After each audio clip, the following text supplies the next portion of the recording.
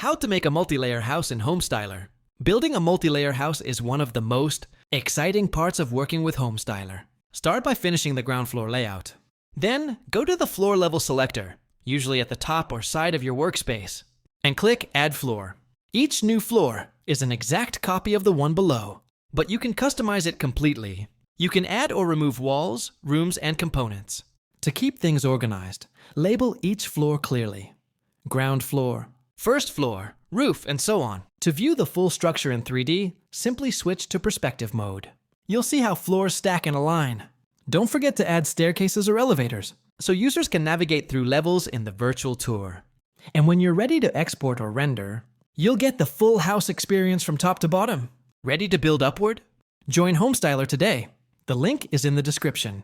Multi-layer houses add realism and scale to your designs. Whether it's a 2-story home or a towering villa, you'll find Homestyler gives you the tools to make it possible.